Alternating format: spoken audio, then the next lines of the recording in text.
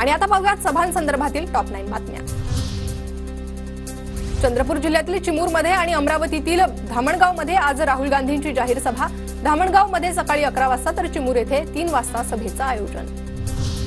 काँग्रेस नेत्या प्रियंका गांधी आज महाराष्ट्र दौऱ्यावर, शिर्डी आणि कोल्हापूरमध्ये सभा घेणार। महाविकास आघाडीकडून सभेची तयारी पूर्ण।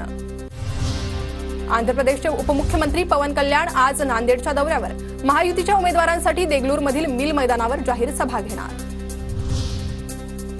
मुख्यमंत्री एकनाथ शिंदेंच्या आज दापोली, गुहागर, राजापूर, सावंतवाडी, विक्रोळी आणि गोरेगावमध्ये सभा, तर सोलापूर, जुन्नर, खेड आणि नाशिकमध्ये अजित पवारांची सभा। देवेंद्र फडणवीसांच्या गडचिरोली, दहिसर आणि भोसरीत सभा। महायुतीच्या उमेदवारांच्या प्रचारासाठी फडणवीसांच्या आज 3 सभा। शरद पवारांच्या वाई, कोरेगाव, माण आणि फलटणमध्ये सभा। महाविकास आघाडीच्या उमेदवारांच्या प्रचारासाठी शरद पवार मैदानात। उद्धव ठाकरेंच्या आज 3 सभा, डोंबिवली, कल्याण पूर्व आणि ठाण्यात सभांचं आयोजन। मुख्यमंत्री शिंदेंच्या बालेकिल्ल्यात ठाकरे काय बोलतात याकडे लक्ष।